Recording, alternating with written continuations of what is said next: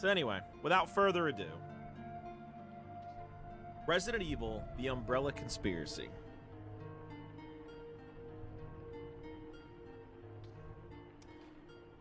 Prologue. Latham Weekly, June 2nd, 1998. Bizarre murders committed in Raccoon City. Raccoon City. The mutilated body of 42-year-old Anna Mataki was discovered late yesterday in an abandoned lot not far from her home in northwest Raccoon City, making her the fourth victim of the supposed cannibal killers to be found in or near the Victory Lake district in the last month. Consistent with coroner reports of the other recent victims, Mataki's corpse showed evidence of having been partially eaten. The bite patterns appeared formed by human jaws. Shortly after discovering of Miss Mataki by two joggers at approximately 9 o'clock last night, Chief Irons made a brief statement insisting that the RPD is working diligently to apprehend the perpetrators of such heinous crimes, and that he is currently consulting with city officials about more drastic protection measures for Raccoon citizens.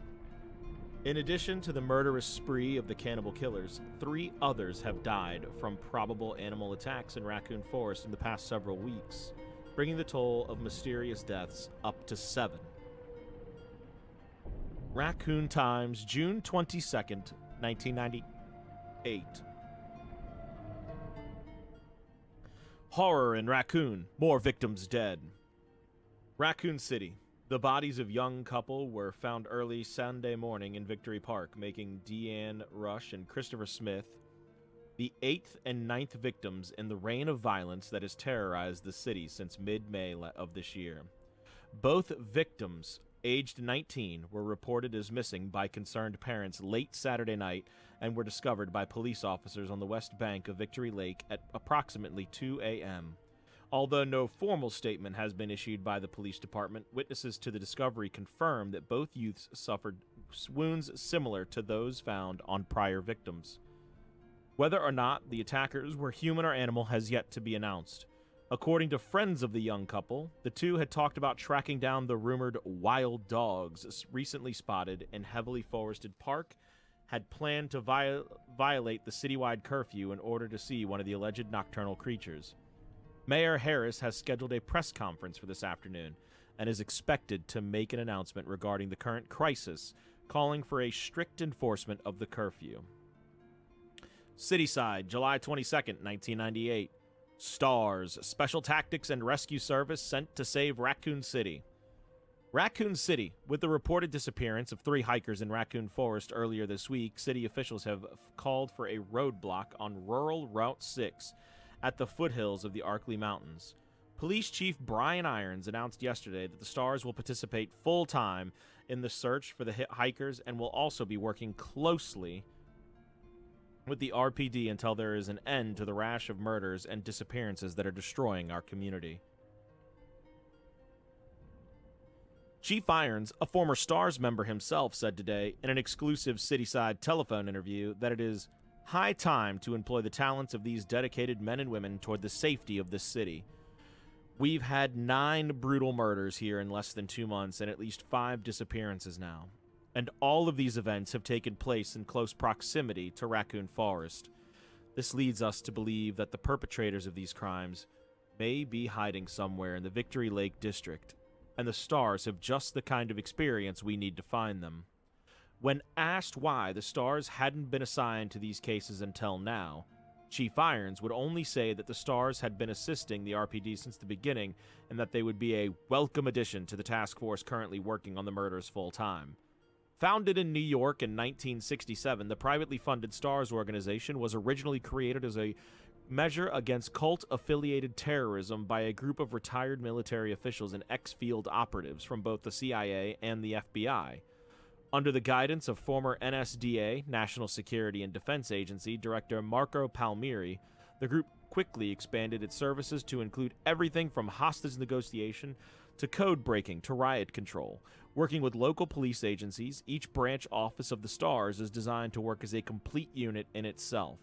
The Stars set up its Raccoon City branch through the fundraising efforts of several local businesses in 1972 and is currently led by Captain Albert Wesker, promoted to the position less than 6 months ago. Chapter 1. Jill was already late for the briefing when she somehow managed to drop her keys into her cup of coffee on the way out the door. There was a muted ting as they hit the bottom, and as she paused in mid-stride, staring in disbelief at the steaming ceramic mug, the thick stack of files she carried under her arm slid smoothly to the floor. Paper clips and sticky notes scattered across a tan carpeting. Aw, shit.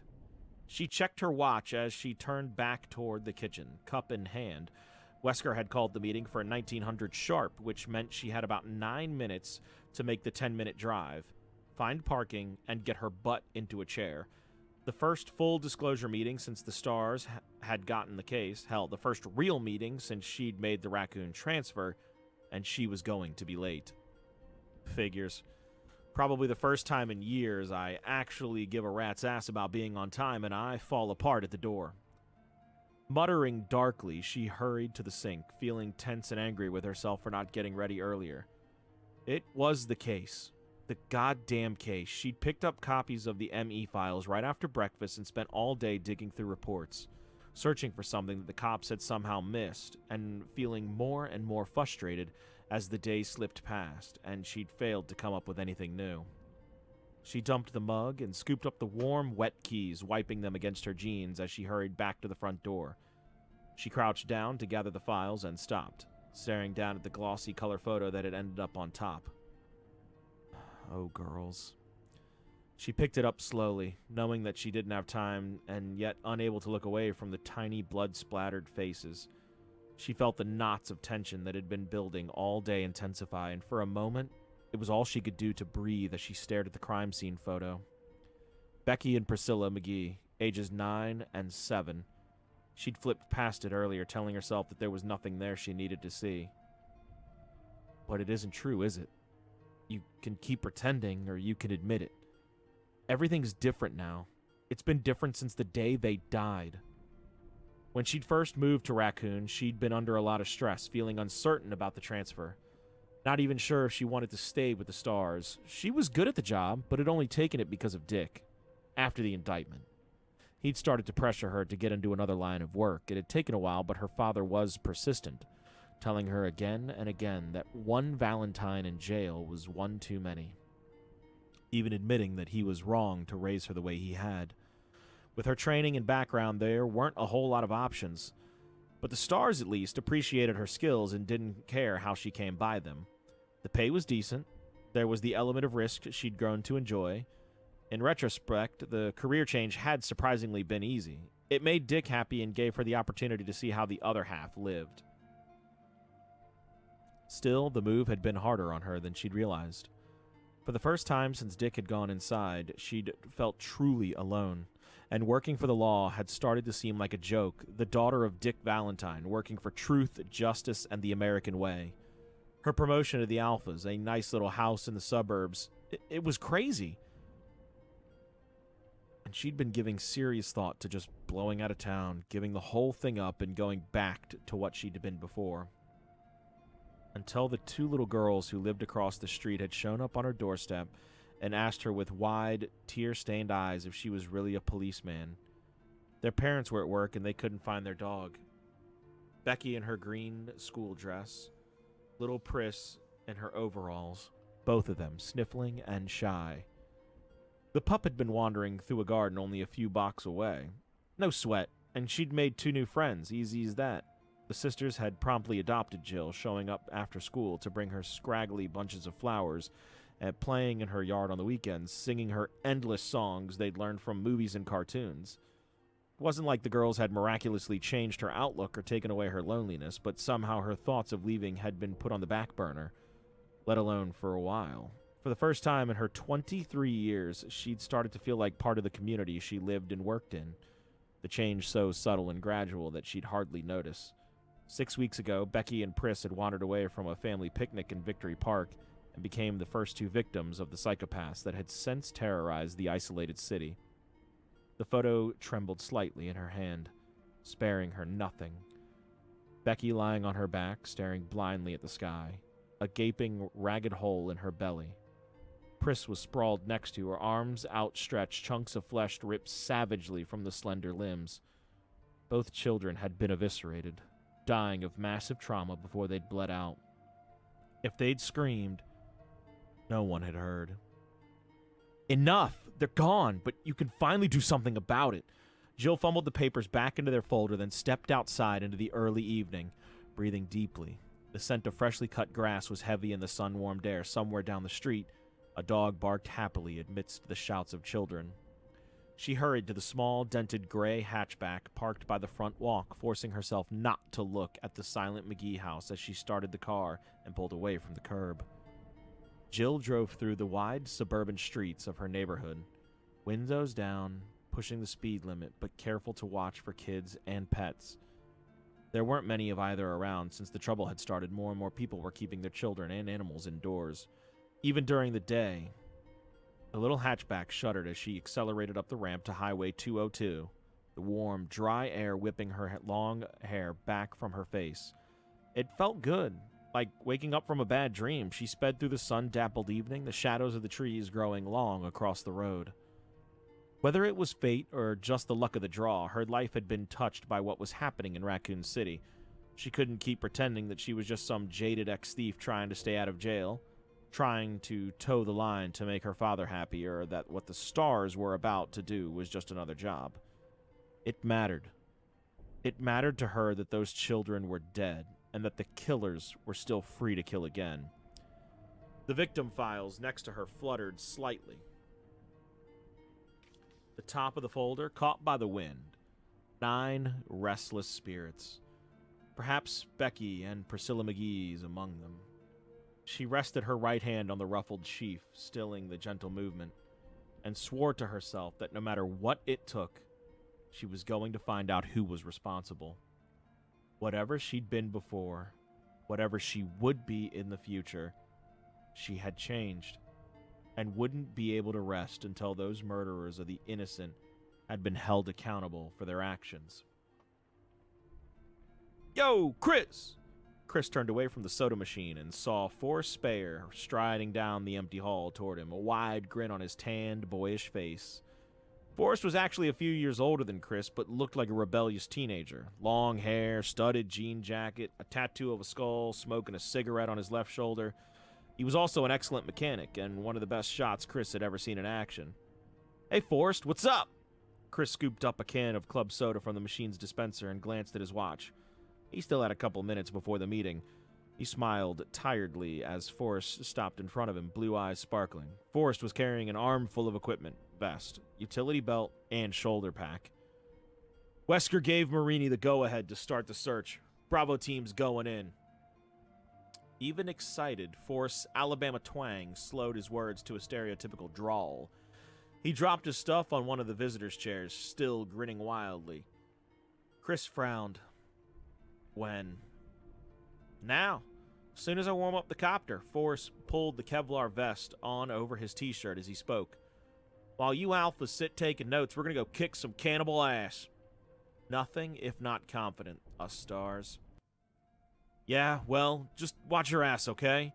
I still think there's more going on here than a couple of slobbering nut jobs hanging around in the woods. You know it.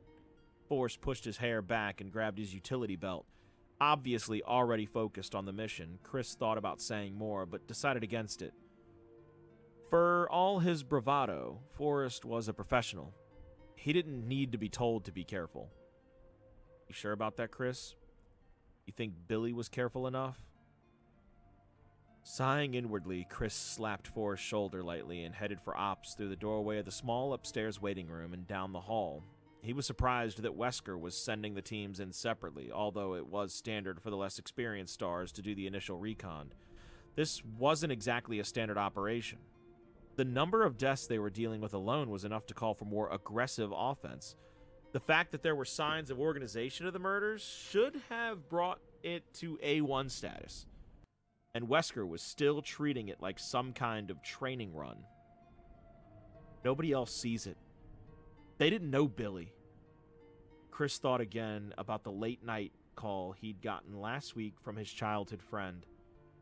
He hadn't heard from Billy in a while, but knew that he'd taken a research position in Umbrella, the pharmaceutical company that was the single biggest contributor to the economic prosperity of Raccoon City. Billy had never been the type to jump at shadows, and the terrified desperation in his voice had jolted Chris awake, filling him with deep concern. Billy had babbled that his life was in danger, that they were all in danger. Begged Chris to meet him at a diner at the edge of the town, and then never showed up. No one had heard from him since. Chris had run it over and over again in his mind during the sleepless nights since Billy's disappearance, trying to convince himself that there was no connection to the attacks on Raccoon, and yet was unable to shake his growing certainty that there was more going on than met the eye, and that Billy had known what it was. The cops had checked out Billy's apartment and found nothing to indicate foul play, but Chris's instincts told him that his friend was dead, and that he'd been killed by somebody who wanted to keep him from talking. And I seem to be the only one. Irons doesn't give a shit. The team thinks I'm just torn up over the loss of an old friend. He pushed the thoughts aside as he turned the corner, his boot heels sending muted echoes through the arched second-floor corridor.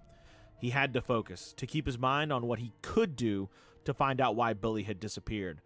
But he was exhausted, running on a minimum of sleep and an almost constant anxiety that had plagued him since Billy's call.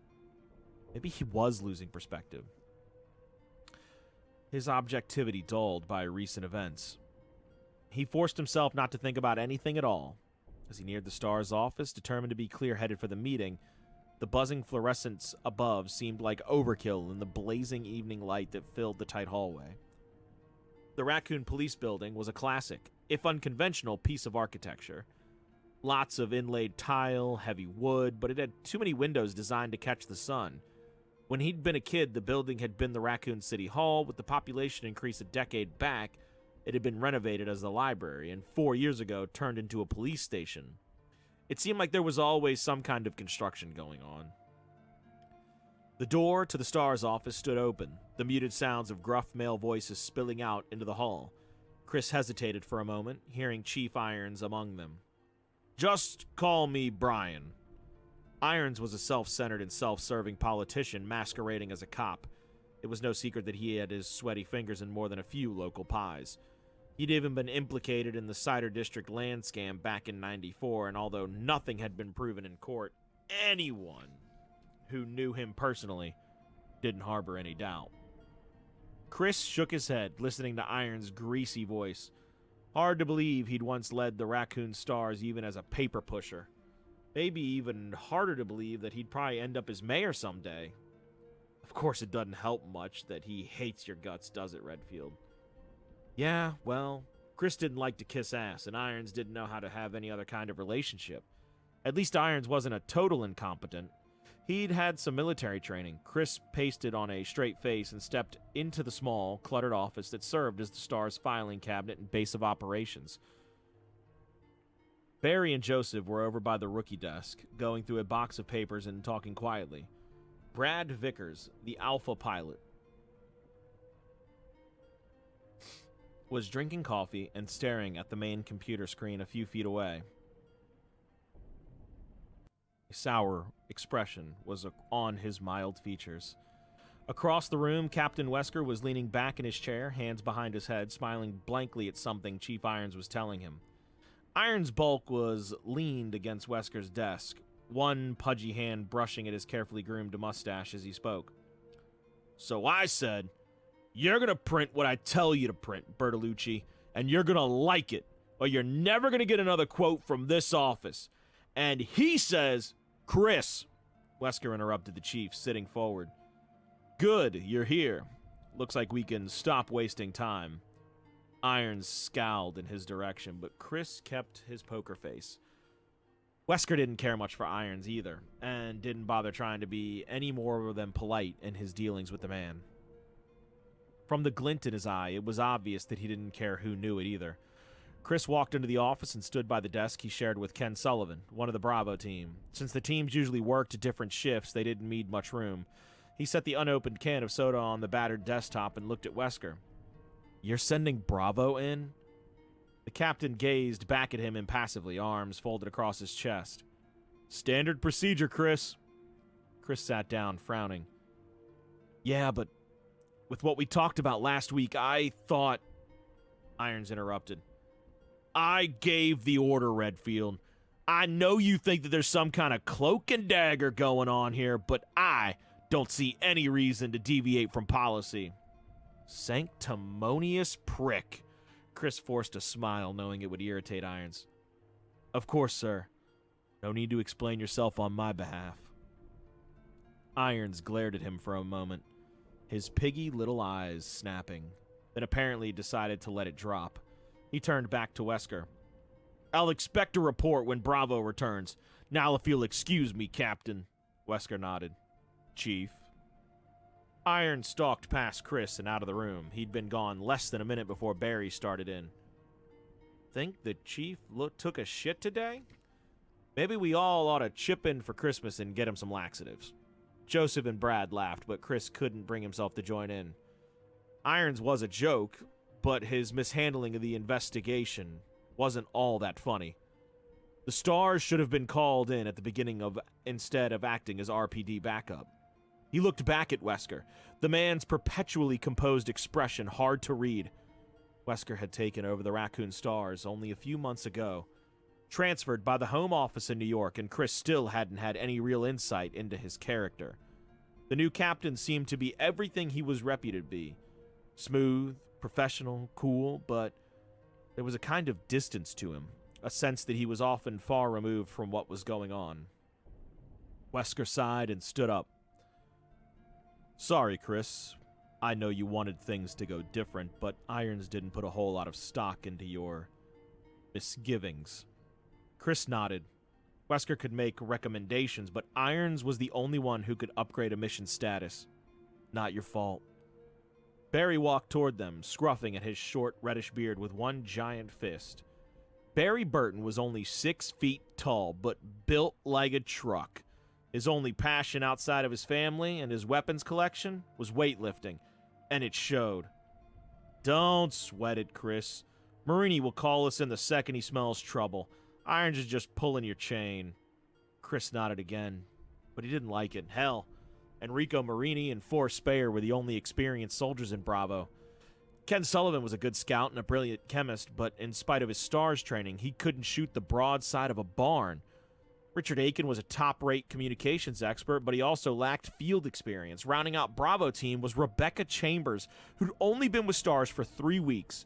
Supposed to be some kind of medical genius. Chris had met her a couple of times, and she seemed bright enough, but she was just a kid. It's not enough, even with all of us. It may not be enough. He cracked open his soda, but didn't drink any, wondering instead what the stars were going up against. Billy's pleading, desperate words echoing through his mind yet again. They're gonna kill me, Chris! They're gonna kill everyone who knows! Meet me at Emmy's, now. I'll tell you everything. Exhausted, Chris stared off into space, alone in the knowledge that the savage murders were only the tip of the proverbial iceberg. Barry stood by Chris's desk for a minute, trying to think of something else to say, but Chris didn't look like he was in the mood for conversation.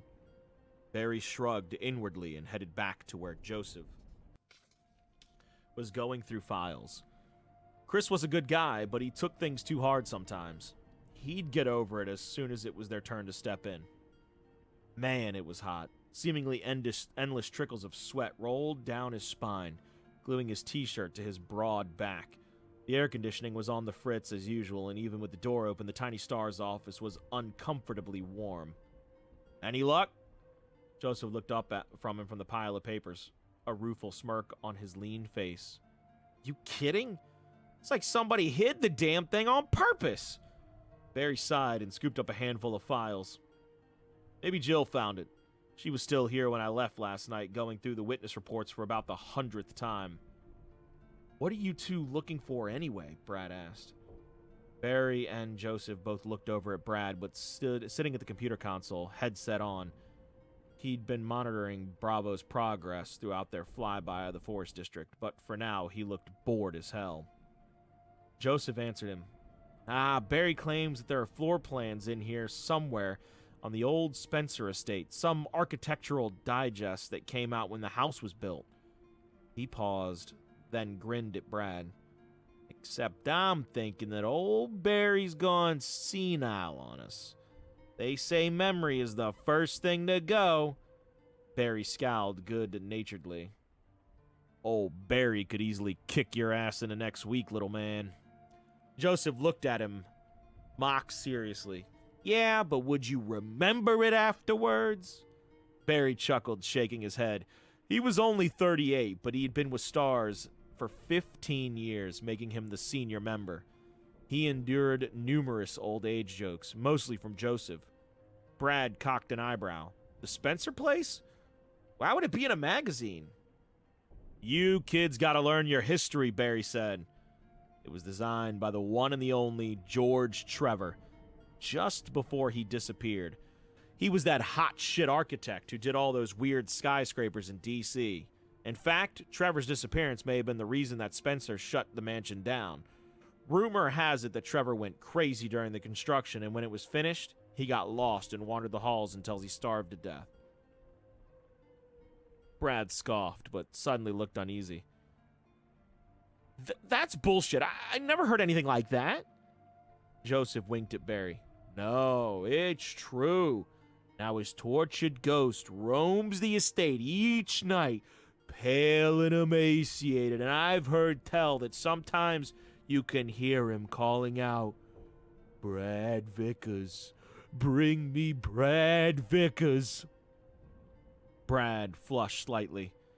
Yeah, haha, you're a real comedian, Frost. Barry shook his head, smiling, but wondered again how Brad had ever made it to Alpha. He was undoubtedly the best hacker working for Stars, and a decent enough pilot, but he wasn't so hot under pressure. Joseph had taken to calling him Chicken Heart Vickers. When he wasn't around, and while the Stars generally stuck up for one another, nobody disagreed with Joseph's assessment. So, is that why Spencer shut it down? Brad addressed this to Barry, his cheek still red.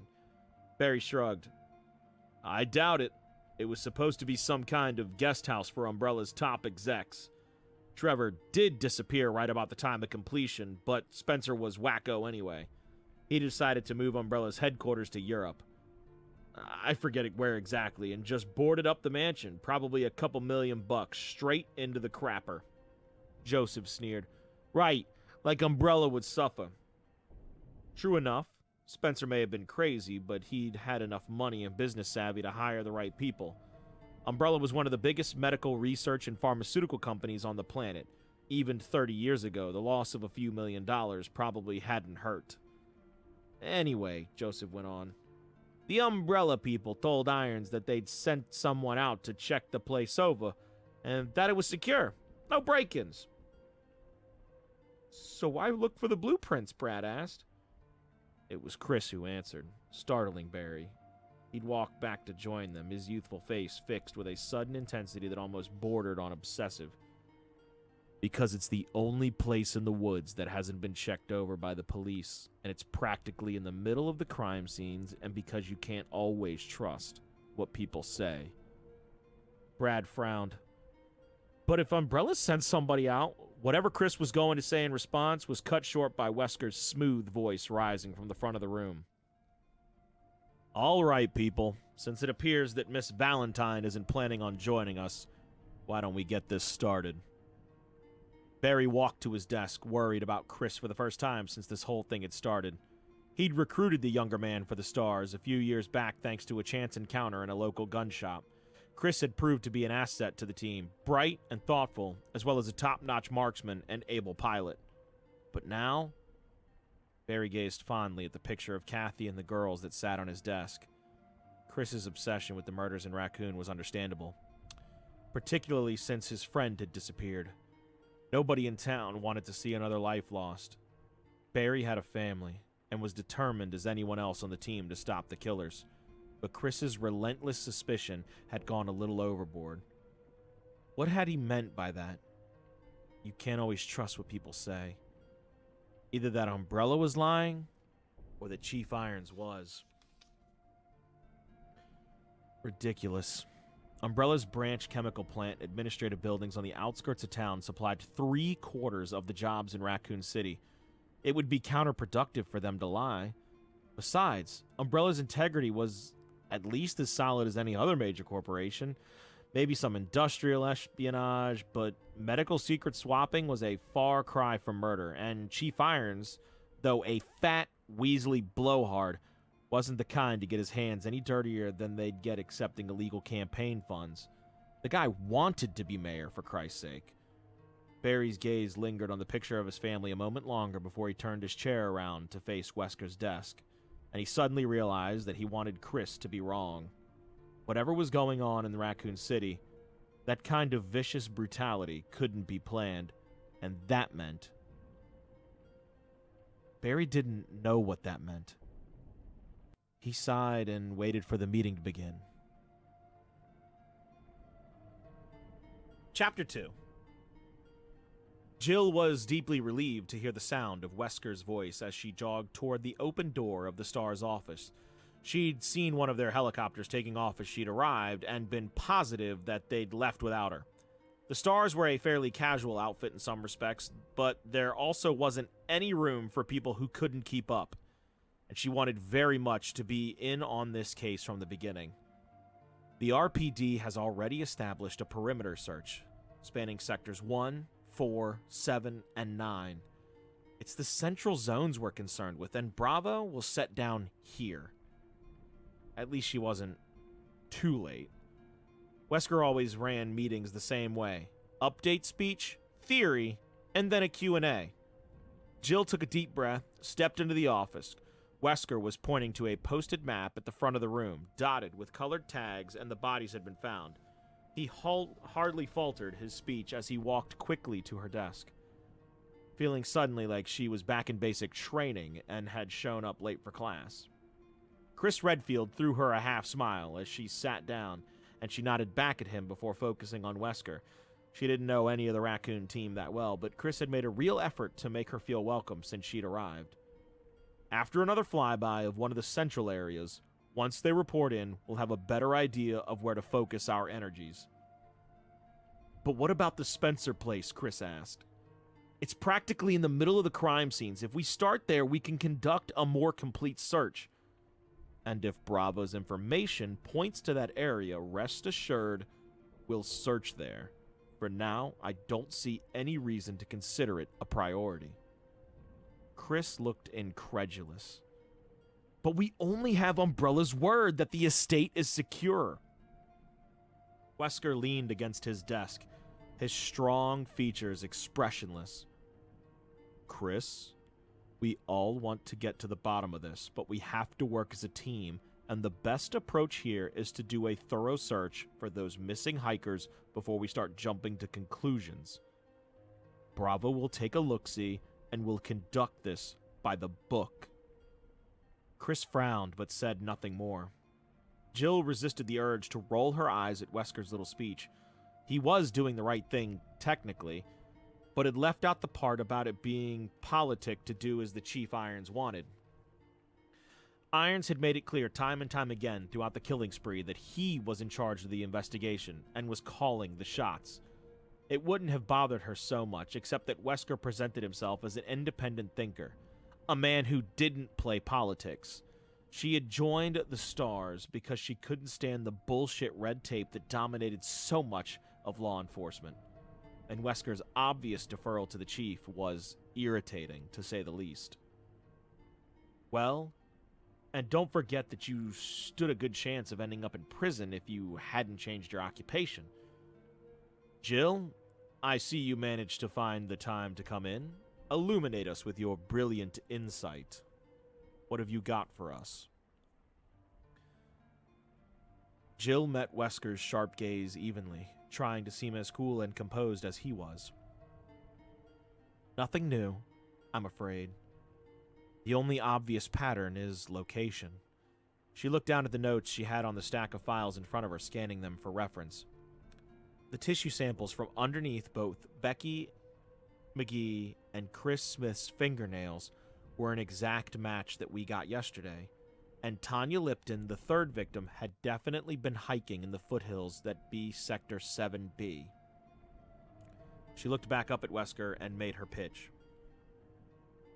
My theory at this point is that there's a possible ritualistic cult hiding in the mountains, 4 to 11 members strong, with guard dogs trained to attack intruders in their territory. Extrapolate. Wesker folded his arms, waiting. At least no one had laughed. Jill plunged forward, warming to the material. The cannibalism and dismemberment suggest ritualistic behavior, as does the presence of decomposed flesh found on some of the victims, like the killers are carrying parts of previous unknown victims to their attacks. We've got saliva and tissue samples from 4 separate human assailants, though eyewitness reports suggest up to 10 or 11 people, and those killed by animals were all found to be attacked in the same vicinity, suggesting that they wandered into some kind of off-limits area. The saliva traces appear to be canine, though there's still some disagreement. She trailed off, finished. Wesker's face betrayed nothing, but he nodded slowly. Not bad. Not bad at all. Disprove? Jill sighed. She hated having to shoot her own theory down, but that was part of the job. And in all honesty, the part that most encouraged clear, rational thinking. The stars trained their people not to fixate on any single path to the truth. She glanced at her notes again. It's highly unlikely that a cult this big would move around much, and the murders started too recently to be local. The RPD would have seen signs before now, some escalation of this kind of behavior. Also, the level of post-mortem violence indicates disorganized offenders, and they usually work solo. Joseph Frost, the Alpha Vehicle Specialist, piped up from the back of the room. The animal attack part works, protecting their territory and all that. Wesker scooped up a pen and walked to the dry erase board next to his desk, talking as he moved. I agree. He wrote territoriality on the board and then turned back to face her. Anything else? Jill shook her head, but felt good that she contributed something. She knew the cult aspect was reaching, but it had been all she could come up with. The police certainly hadn't come up with anything better. Wesker turned his attention to Brad Vickers, who suggested that it was a new strain of terrorism and that demands would be made soon. Wesker put terrorism on the board, but didn't seem enthusiastic about the idea, nor did anyone else. Brad quickly went back to his headset, checking on Bravo Team's status. Both Joseph and Barry passed on theorizing, and Chris's views on the killings were already well known. If vague, he believed that there was an unorganized assault going on and that external influences were involved somehow. Wesker asked if he had anything new to add. Stressing the new, Jill noticed, and Chris shook his head, looking depressed. Wesker capped the black pen and sat on the edge of his desk, gazing thoughtfully at the black expanse of the board. It's a start, he said. I know you've all read the police and coroner reports and listened to the eyewitness accounts. Vickers here. Over. From the back of the room, Brad spoke quietly into his headset, interrupting Wesker. The captain lowered his voice and continued. Now at this point, we don't know what we're dealing with, and I know that all of us have some time and concerns with how the RPD has been dealing with the situation. But now that we're on the case, What? At the sounds of Brad's raised voice, Jill turned toward the back of the room along with everyone else. He was standing up, agitated, one hand pressed to the earpiece of his headset. Bravo Team, report. Repeat, Bravo Team, report. Wesker stood up. Vickers, put it on the comm. Brad hit the switch to the console, and the bright, crackling sound of static filled the room. Jill strained to hear a human voice amidst the fuzz, but for several tense seconds, there was nothing. Then, you copy. Malfunction. We're going to have to... The rest of this was lost in a burst of static. It sounded like Enrico Marini, the Bravo Team leader. Jill chewed at her lower lip and exchanged a worried glance with Chris. Enrico had seemed frantic? They all listened for another moment, but there was nothing more than the sound of open air. Position, Wesker snapped. Brad's face was pale. "They're in the, Sector 22, tail end of C. Except I've lost the signal. The transmitter is offline." Jill felt stunned, saw the feeling reflected in the faces of the others. The helicopter's transmitter was designed to keep working no matter what. The only way it would shut down was if something big happened, and the entire system blanking out or being seriously damaged? Something had to be like a crash. Chris suddenly felt his stomach knot as he recognized the coordinates. The Spencer estate. Marini had said something about a malfunction. It had to be a coincidence, but it didn't feel like one. The Bravos were in trouble and practically on top of the old Umbrella mansion. All of this went through his head in a split second, and then he was standing, ready to move. Whatever happened, the stars took care of their own. Wesker was already in action. He addressed the team even as he reached for his keys, heading for the gun safe. "Joseph, take over the board and keep trying to raise them. Vickers, warm up the copter and get clearance. I want us ready to fly in 5. The captain unlocked the safe as Brad handed the headset to Joseph and hurried out of the room. The reinforced metal door swung open, revealing an arsenal of rifles, handguns, shelved above boxes of ammo. Wesker turned to the rest of them, his expression as bland as ever, but his voice brisk with authority. "Barry, Chris, I want you to get the weapons into the copter, loaded and secured. Jill, get the vests and packs and meet us on the roof." He clipped a key off his ring and tossed it to her. "I'm going to put a call into Irons. Make sure he gets us some backup and EMTs down at the barricade," Wesker said, then blew out sharply. 5 minutes or less, folks. Let's move." Jill left for the locker room, and Barry grabbed one of the empty duffel bags from the bottom of the gun safe, nodding at Chris. Chris scooped up a second bag and started loading boxes of shells, cartridges, and magazines as Barry carefully handled the weapons, checking each one. Behind them, Joseph again tried hailing the Bravo team to no avail. Chris wondered again about the proximity of Bravo team's last reported position to the Spencer estate. Was there a connection? And if so, how? Billy worked for Umbrella. They owned the estate. "Chief, Wesker, we lost contact with Bravo. I'm taking us in." Chris felt a sudden rush of adrenaline and worked faster, aware that every second counted. Could mean the difference between life and death for his friends and teammates. A serious crash was unlikely. The Bravos would have been flying low, and Forrest was a decent pilot. But what about after they had gone down? Wesker quickly relayed the information to Irons over the phone and then hung up, walking back to join them. "I'm going to make sure our copter's outfitted. Joseph, give it another minute and then turn it over to the boys at the front desk. You can help these two carry the equipment up. I'll see you up top." Wesker nodded to them and hurried out, his footsteps clattering loudly down the hall. "He's good," Barry said quietly, and Chris had to agree. It was reassuring to see that their new captain didn't rattle easily. Chris still wasn't sure how he felt about the man personally, but his respect for Wesker's abilities was growing by the moment. "Come in, Bravo. Do you repeat?" "Copy. Repeat. Do you come in?"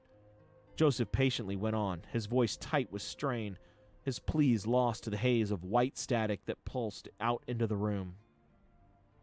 Wesker strode down the deserted hall and through the shabbier of the 2 second-floor waiting rooms, nodding briskly at a pair of uniforms that stood talking by the soda machine. The door to the outside landing was chalked open, a faint, humid breeze cutting through the stickiness on the air outside. It was still daylight, but not for much longer. He hoped that he wouldn't complicate matters, although he figured it probably would. Wesker took a left and started down the winding corridor that led to the hospital, or to the helipad, absently running through a mental checklist. Hailing open procedure, weapons, gear, report.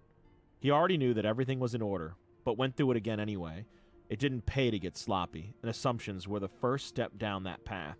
He liked to think of himself as a man of precision, one who had taken all possibilities into account and decided on the best course of action after thoroughly weighing all factors.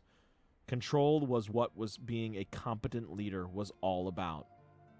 But to close this case, he shut the thought down before it could get any further. He knew what had to be done, and there was still plenty of time. All he needed to concentrate on now was getting the Bravos back, safe and sound. Wesker opened the door at the end of the hall and stepped out into the bright evening. the rising hum of the copter's engine and the smell of machine oil filling his senses. The small rooftop helipad was cooler than inside, partly draped by the shadow of an aging water tower and empty except for the gunmetal gray Alpha helicopter. For the first time, he wondered what had gone wrong for Bravo. He'd have Joseph and the rookie check both birds out yesterday, and they'd been fine. All systems go. He dismissed that train of thought as he walked toward the copter, his shadow falling long across the concrete. It didn't matter why. Not anymore. What mattered was what came next. Expect the unexpected. That was the Star's motto, although that basically meant to prepare for everything. Expect nothing. That was Albert Wesker's motto. A little less catchy maybe, but infinitely more useful. It virtually guaranteed that nothing would ever surprise him. He stepped up to the open pilot door and got a shaky thumbs up from Vickers. The man looked positively green, and Wesker briefly considered leaving him behind. Chris was licensed to fly, and Vickers had a reputation for choking under the gun. The last thing he needed was for one of his people to freeze up if there was trouble. Then he thought about the lost Bravos and decided against it. This was a rescue mission. The worst Vickers could do would be to throw up on himself if the copter had crashed badly, and Wesker could live with that. He opened the side door and crouched his way into the cabin, doing a quick inventory of the equipment that lined the walls. Emergency flares, ration kits. He popped the lid on the heavy, dented footlocker behind the benches and looked through the basic medical supplies, nodding to himself. They were as ready as they were going to be. Wesker grinned suddenly, wondering what Brian Irons was doing right now. Shitting his pants, no doubt, Wesker chuckled as he stepped back out into the sun-baked asphalt, getting a sudden clear mental image of Irons, his pudgy cheeks red with anger, and crap just dribbling down his leg. Irons liked to think he could control everything and everyone around him, and lost his temper when he couldn't, and that made him an idiot. Unfortunately for all of them, he was an idiot with a little bit of power. Wesker had checked him out carefully before taking the position in Raccoon City and knew a few things about the chief that didn't paint him in a particularly positive light. He had no intention of using that information, but if Irons attempted to screw things up one more time, Wesker had no qualms about letting that information get out. Or at least telling him I have access to it. It'd certainly keep him out of the way. Barry Burton stepped out onto the concrete carrying the ammo case, his giant biceps flexing as he shifted his hold on the heavy canvas bag and started for the copter. Chris and Joseph followed. Chris with the sidearm and Joseph lugging a satchel of RPGs, the compact grenade launcher slung over one shoulder. Wesker marveled at Burton's brute strength as the Alpha climbed in and casually set the bag down as though it didn't weigh over 100 pounds. Barry was bright enough, but in the stars, muscle was a definite asset.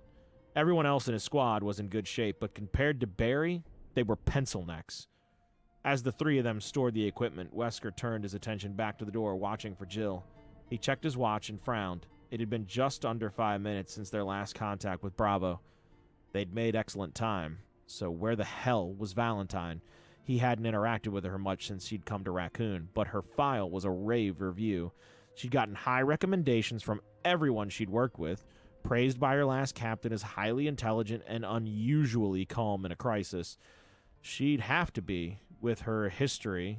Her father was Dick Valentine, the best thief in the business. A couple of decades back, he'd trained her to follow in his footsteps, and word had it that she'd done quite well up until Daddy had been incarcerated. Prodigy or no, she could stand to buy a decent watch. He silently urged Jill to get her ass into gear and motioned for Vickers to start the blades turning. It was time to find out how bad things were out there.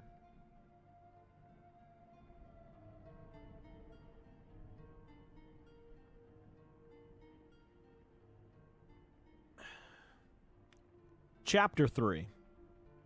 Jill turned toward the door of the dim and silent Star's locker room. Her arms full with 2 bulging duffel bags, she set them down and quickly pulled her hair back, tucking it into a well-worn black beret. It was really too hot. But it was her lucky hat. She had glanced at her watch before hefting the bags, pleased to note that it had only taken her 3 minutes to load up. She'd gone through all of Alpha lockers, grabbing utility belts, fingerless gloves, Kevlar vest, and shoulder packs. Noting that the lockers reflected their users' personalities, Barry's had been covered with snapshots of his family and a pinup from a gun magazine, a rare .45 caliber Luger shining against red velvet. Chris had pictures of his Air Force buddies up, and the shelves were a boyish mess. Crumpled t-shirts, loose papers, even a glow-in-the-dark yo-yo with a broken string. Brad Vickers had a stack of self-help books, and Joseph, a Three Stooges calendar. Only Wesker's had been devoid of personal effects. Somehow, it didn't surprise her. The captain struck her as too tightly wound to place much value on sentiment.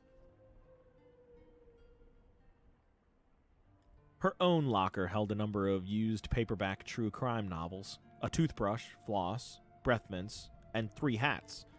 On the door was a small mirror and an old frayed photo of her and her father, taken when she was a child and they'd gone to the beach one summer. As she'd quickly thrown the Alpha gear together, she decided that she'd redecorate when she had free time. Anyone looking through her locker would think she was some kind of dental freak. Jill crouched a bit and fumbled at the latch to the door. Balancing the awkward bags on one raised knee, she just grasped it when someone coughed loudly behind her.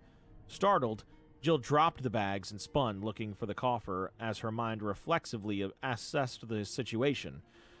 The door had been locked. The small room held 3 banks of lockers and had been quiet and dark when she'd come in. There was another door in the back of the room, but no one had come through it since she entered. Which means that somebody was already here when I came in. In the shadows, behind the last bank. Maybe a cop grabbing a nap? Unlikely. The department's lunchroom had a couple of bunks in the back and a lot more comfortable than a narrow bench over cold concrete.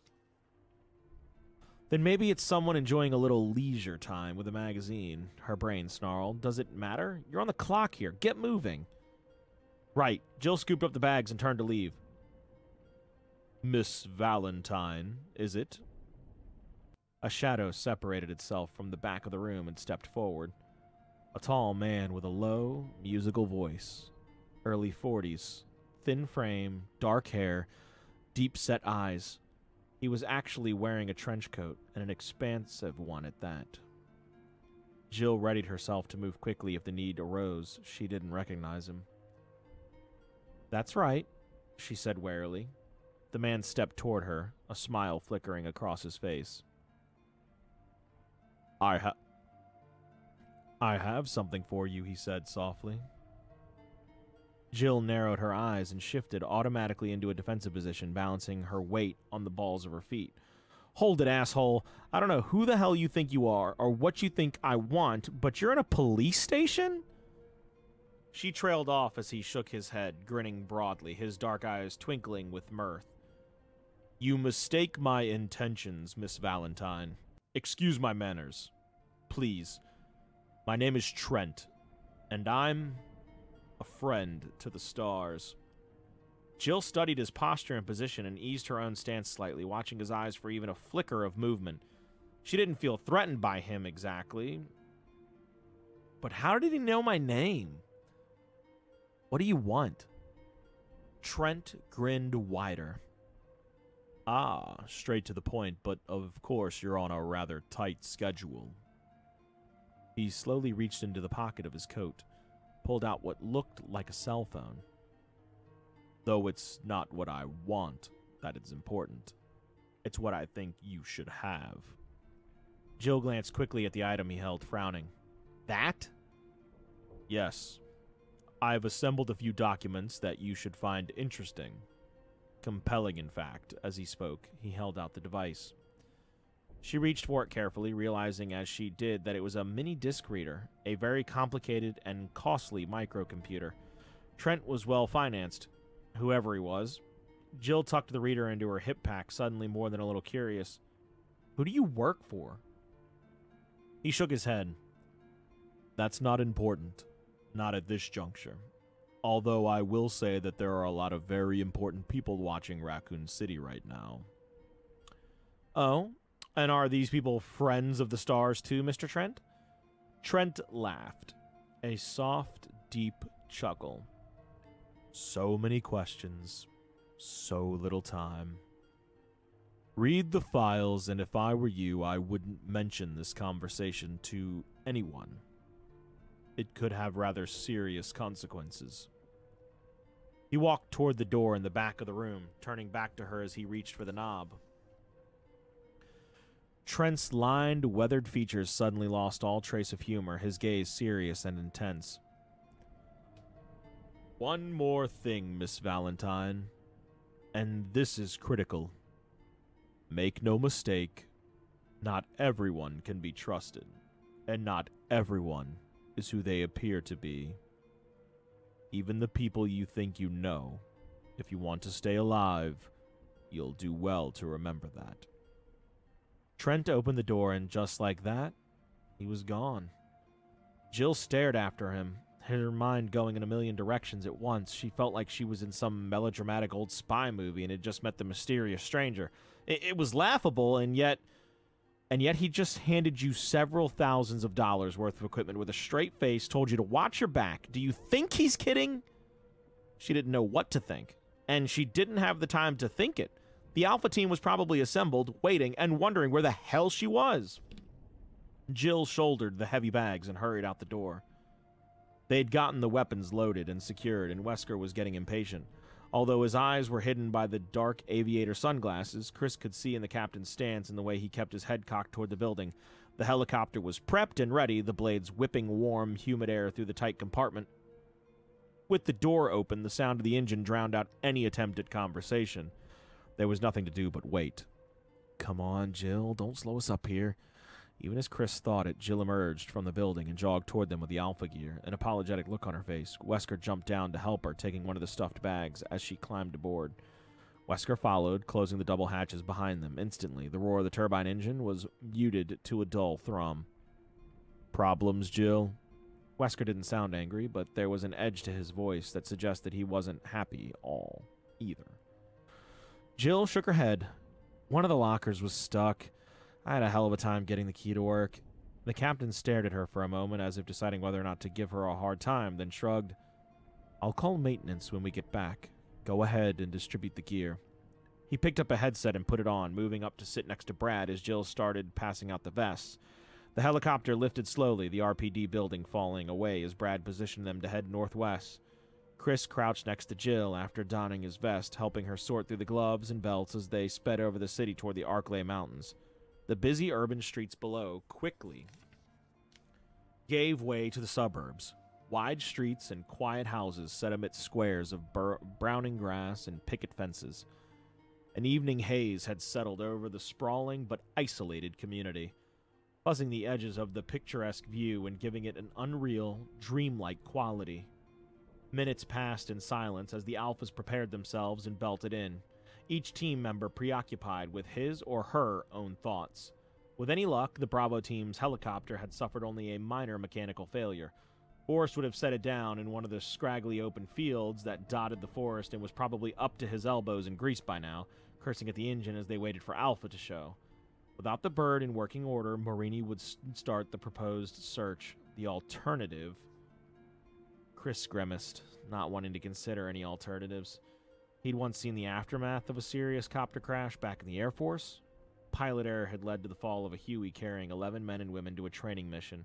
By the time the rescuers had arrived, there'd been nothing but charred, smoking bones amidst the fiery debris.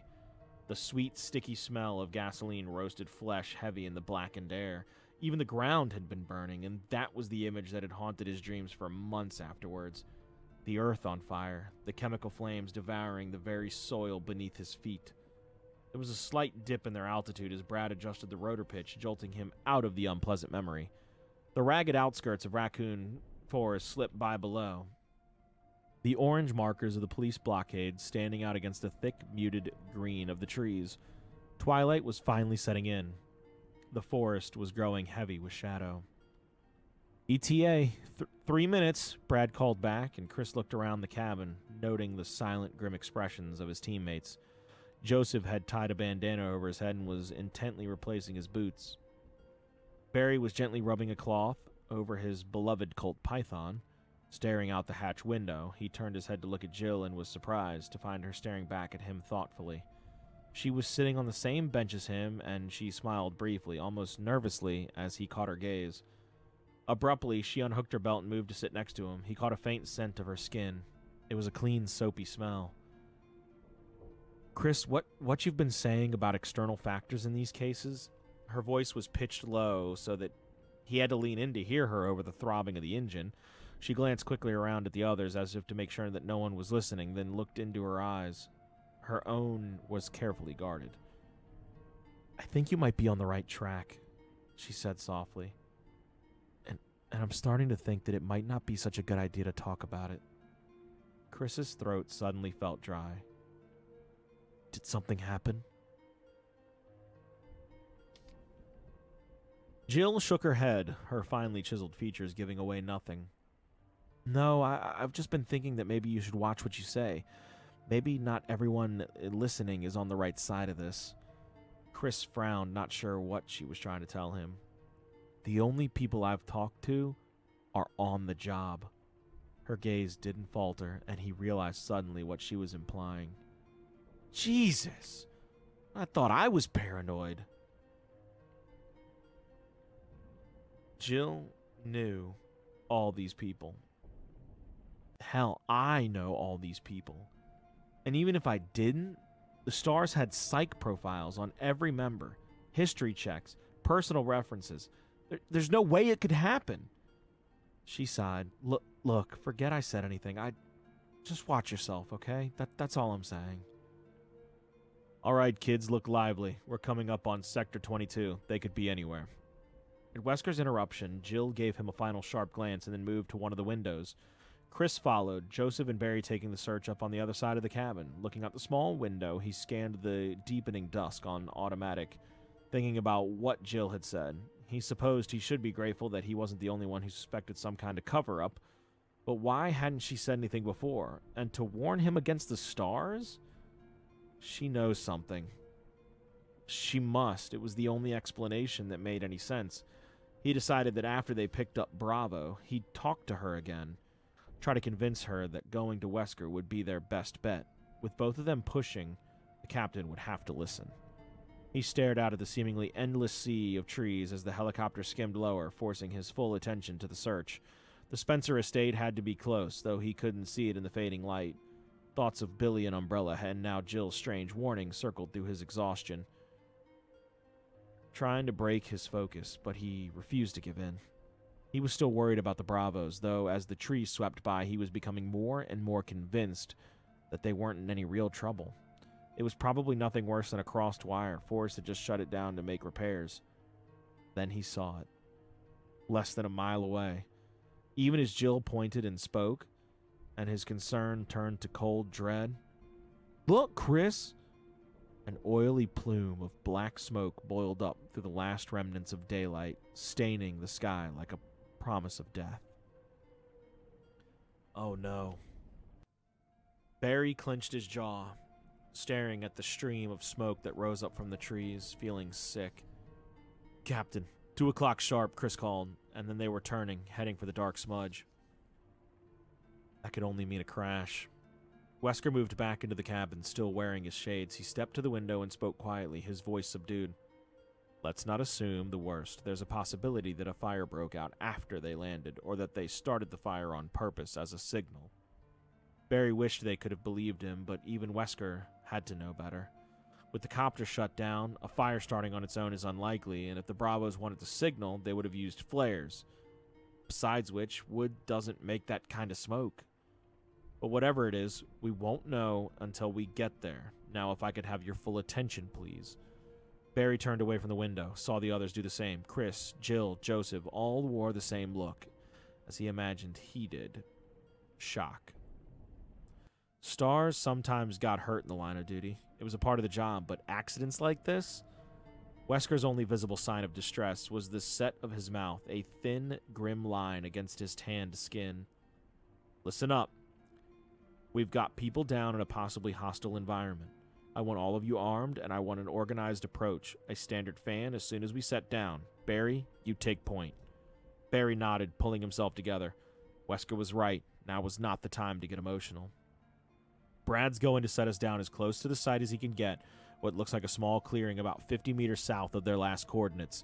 He'll stay with the copter and keep it warm in case of any trouble. Any questions? Nobody spoke, and Wesker nodded briskly. Good. Barry, load us up. We can leave the rest of the gear on board and come back for it. The captain stepped to the front to talk to Brad, while Jill, Chris, and Joseph turned to Barry. As weapons specialist, he checked the firearms in and out to each STARS team member and kept them in prime condition. Barry turned to the cabinet next to the outer hatch and unhooked the latch, exposing 6 Beretta 9mm handguns on a metal rack, cleaned and sighted only yesterday. Each weapon held 15 rounds, semi-jacketed hollow points. It was a good gun, though Barry preferred his Python. A lot bigger punch with 357 rounds. He quickly distributed the weapons, passing out 3 loaded magazines with each. I hope we don't need these, Joseph said, slapping in a magazine, and Barry nodded in agreement. Just because he paid his dues to the NRA didn't mean he was some kind of trigger-happy dumbass looking to kill. He just liked guns.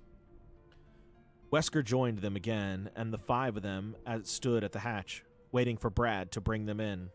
As they neared the plume of smoke, the helicopter's whirling blades pushed it down and out, creating a black fog that blended into the heavy shadows of the trees. Any chance of spotting the downed vehicle from the air was lost to the smoke and dusk. Brad swung them around and settled the bird into a scrappy patch of tall grass, snapping wildly from the forced wind.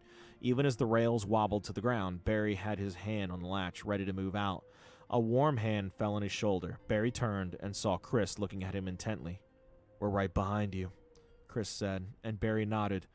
He wasn't worried, not with the Alphas backing him up. All he was concerned with was Bravo Team's situation. Rico Marini was a good friend of his.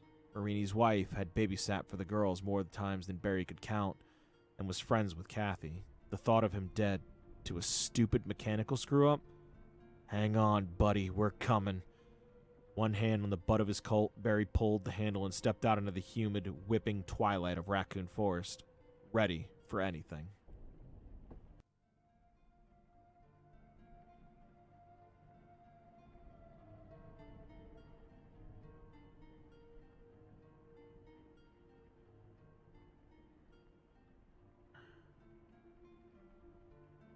This will probably be the last chapter for the night because we'll be right at about 90 minutes of reading by the time I finish chapter 4.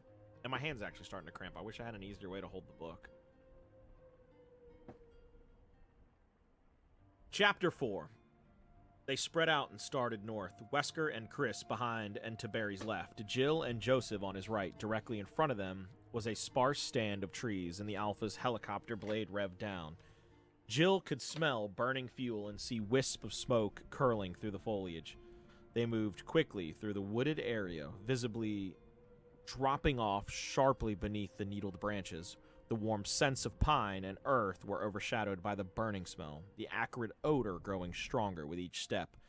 From the dim light filtering toward them, Jill saw that there was another clearing ahead, high with brittle grasses. "I see it, dead ahead." Jill felt her heart speed up at Barry's shout. Then they were all running, hurrying to catch up to their point man. She emerged from the copse of trees, Joseph next to her. Barry was already at the downed copter. Chris and Wesker right behind. Smoke was still rising from the silent wreck, but it was thinning. If there had been a fire, it had died out. She and Joseph reached the others and stopped, staring, no one speaking as they surveyed the scene. The long, wide body of the copter was intact, not a single scratch visible. The port landing rail looked bent, but besides that and the dying haze of smoke from the rotor, there seemed to be nothing wrong with it. The hatches stood open, the beam from Wesker's penlight showing them an undamaged cabin. From what she could see, most of Bravo's gear was still on board. So where are they? It didn't make any sense. It hadn't been 15 minutes since their last transmission. If anyone had been injured, they would have stayed. And if they'd decided to leave, why had they left their equipment behind? Wesker handed the light to Joseph and nodded toward the cockpit. "Check it out. The rest of you, spread out. Look for clues, tracks, shell casings, signs of struggle. You find anything, you let me know. And stay alert." Jill stood a moment longer, staring at the smoking copter and wonder what could have happened. Enrico had said something about a malfunction, so okay, the Bravos had set down. What had happened next? What would have made them abandon their best chance of being found, leaving behind emergency kits, weaponry? Jill even saw a couple of bulletproof vests crumpled next to the hatch and shook her head, adding it to the growing list of seemingly irrational actions. She turned to join the search as Joseph stepped out of the cockpit, looking as confused as she felt. She waited to hear his report as he handed the light back to Wesker, shrugging nervously. I don't know what happened. The bent rails suggest a forced landing, but except for the electrical system, everything looks fine. Wesker sighed, then raised his voice so the others could hear. Circle out, people. 3 meters apart, widen as we go. Jill moved over to stand between Chris and Barry, both men already scanning the ground at their feet as they slowly moved east and northwest of the helicopter. Wesker stepped into the cabin, probing the darkness with his penlight. Joseph then headed west. Dry weeds crackled underfoot as they widened their circle, the only sound in the still, warm air except for the distant hum of the Alpha helicopter engine.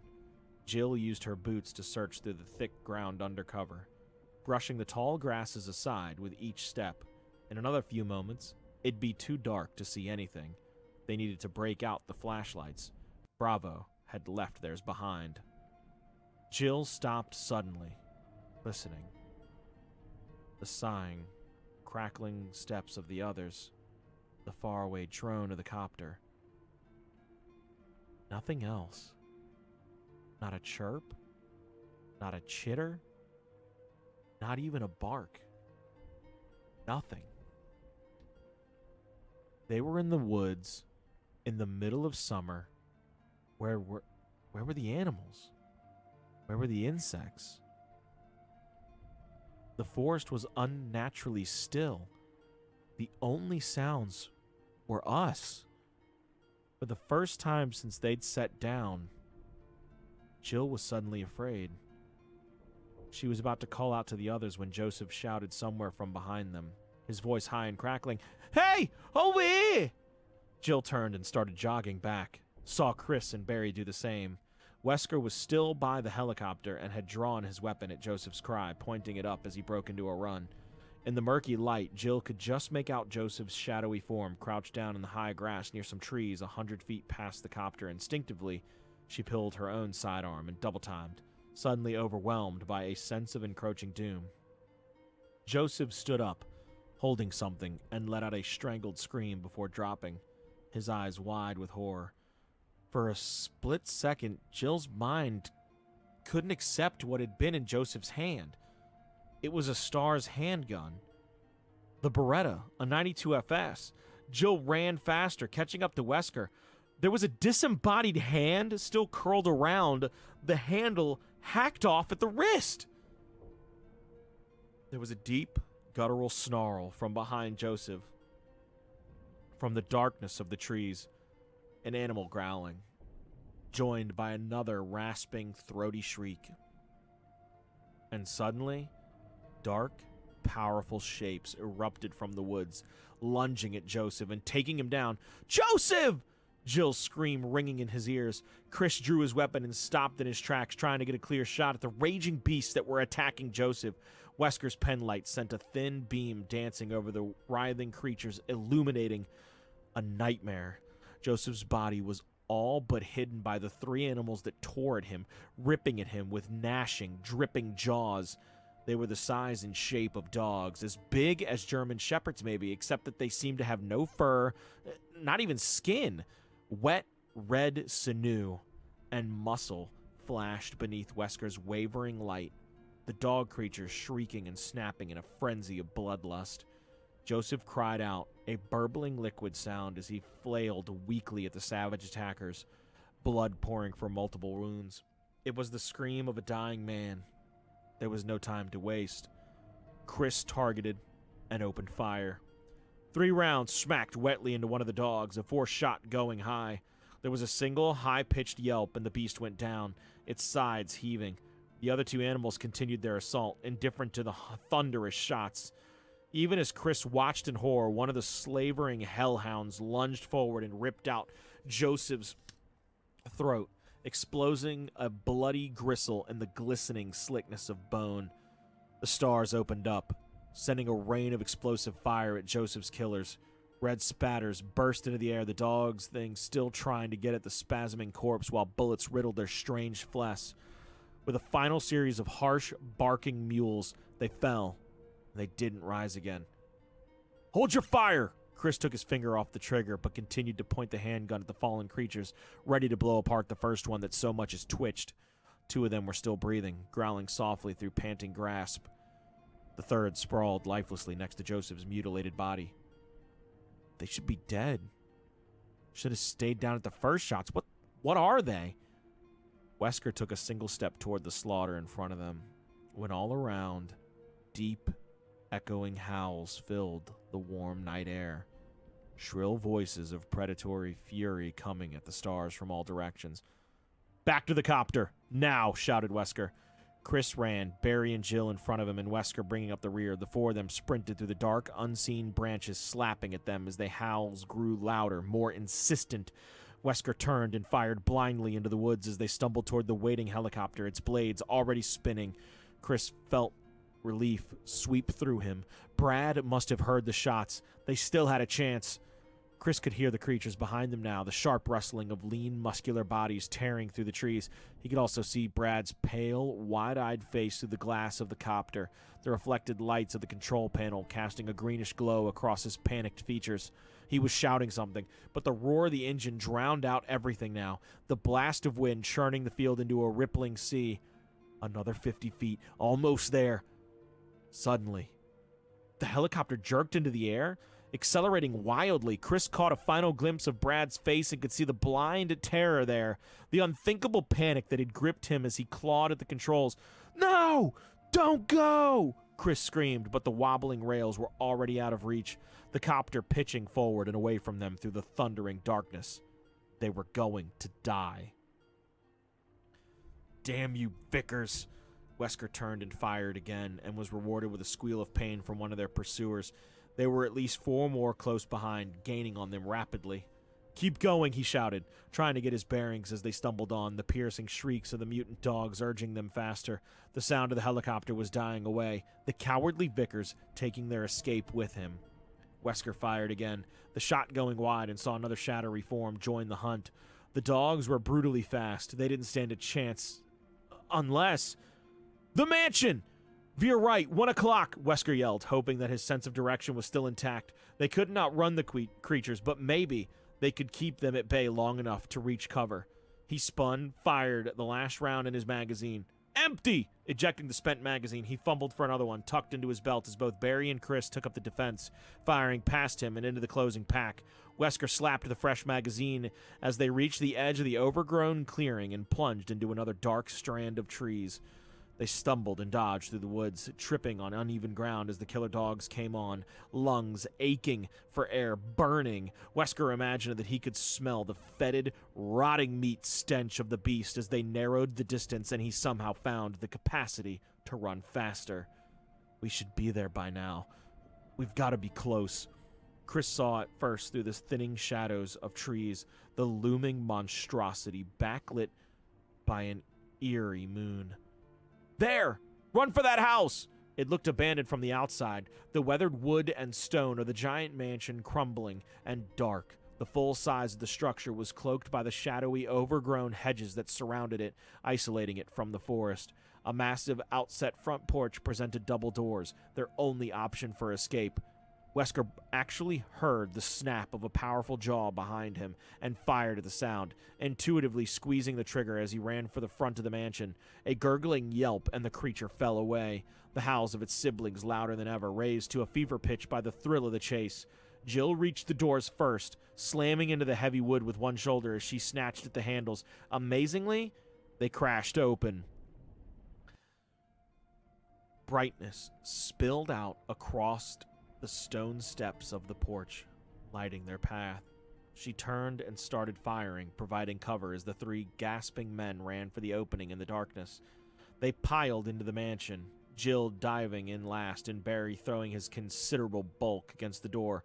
Wedging it closed against the snarls of the creatures, he collapsed against it, face red and sweating, as Chris found the entry's steel deadbolt and slid it home.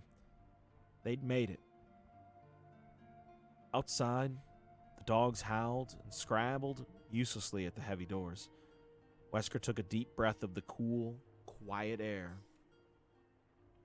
filled the well-lit room, and exhaled sharply. As he'd already known, the Spencer house wasn't abandoned.